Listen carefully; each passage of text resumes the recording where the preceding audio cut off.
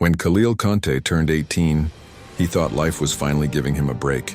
He had grown up believing his father was a simple driver who died in a car crash when he was 5, leaving him and his mother to struggle. He worked small jobs through high school, washing cars, delivering food and tutoring classmates, all to pay his way to college.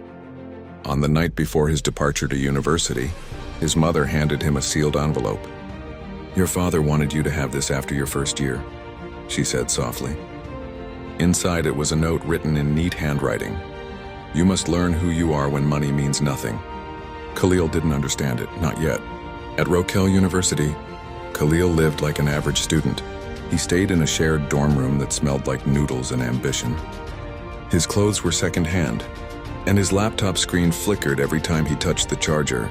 But he was brilliant, humble, and kind, which caught the attention of Aisha Karoma, a dazzling economics student from an upper-middle-class family. At first, Aisha loved his humility. They'd walk hand in hand across the campus, eating roasted groundnuts and talking about their dreams. But as the months passed, the reality of Khalil's poverty began to weigh on her. While her friends drove cars and wore designer clothes, Khalil showed up to parties in the same 2 shirts and borrowed shoes. One night, in front of the student center, she ended it. "Khalil," she said coldly, "I can't build my future on love alone. You have nothing, no plan, no money." I can't do this." He stood there, speechless, heartbroken, watching her walk away.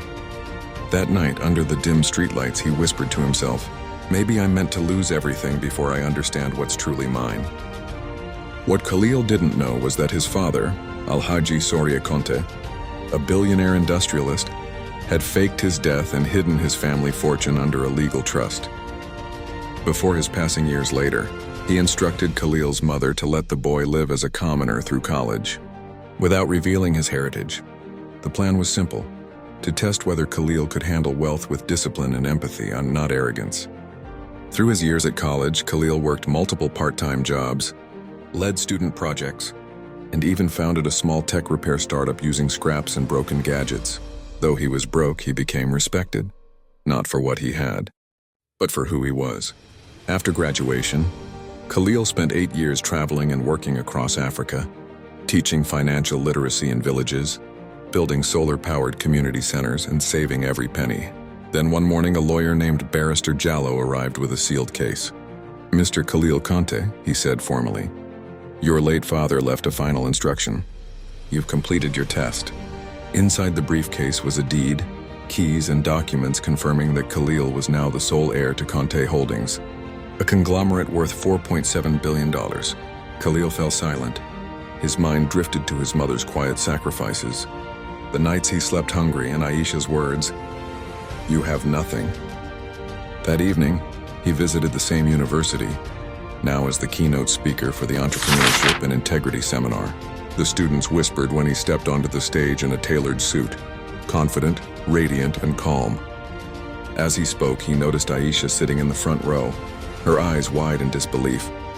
"8 years ago," Khalil began, "I was told to live without wealth so I could learn the value of life. Today, I understand that money doesn't make a man. Character does. If you can't be trusted with little, you don't deserve much." After the speech, Aisha approached him with trembling hands. "Khalil, I didn't know," she whispered. "You weren't supposed to," he replied gently. That was the point. He smiled kindly but walked away, leaving her frozen in silence, a moment that defined both their lives forever. Khalil later built the Conteh Foundation for Youth Empowerment, offering scholarships to underprivileged students. When asked why he focused on education, he always answered, "Because real wealth isn't tea in the bank. It is in the mind that learns and the heart that remembers." And though the world called him the billionaire who came as a commoner, Khalil only called himself a student of life.